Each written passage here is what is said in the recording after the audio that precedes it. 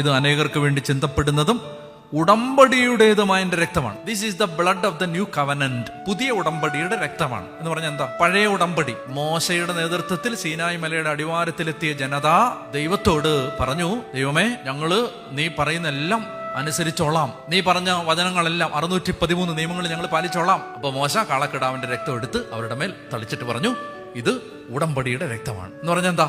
നിങ്ങള് ദൈവം പറഞ്ഞെല്ലാം അനുസരിച്ചോളാം എന്നുള്ളതിന്റെ മുദ്രയാണ് നിങ്ങളുടെ തലയിൽ ഈ ബ്ലഡ് ഒഴിച്ചത്. ഈശോ പറയുകയാണ്, നിങ്ങൾ ഈ കുടിക്കുന്ന ഈ പാനപാത്രം പുതിയ ഉടമ്പടിയുടെ രക്തമാണെന്ന് പറഞ്ഞാൽ ഞാൻ പറഞ്ഞെല്ലാം നിങ്ങൾ അനുസരിച്ചോളാന്ന് നിങ്ങൾ വാക്ക് തരുന്നതിന്റെ അടയാളമാണ് ഈ രക്തം സ്വീകരിക്കും. കുർബാന സ്വീകരിച്ച അതിന്റെ അർത്ഥം എന്താ? ഈശോയെ, നീ പറഞ്ഞെല്ലാം ഞങ്ങൾ അനുസരിച്ചോളാം. കുർബാന സ്വീകരിച്ചിട്ട് സമരം ചെയ്യാൻ പോകാൻ പറ്റുമോ?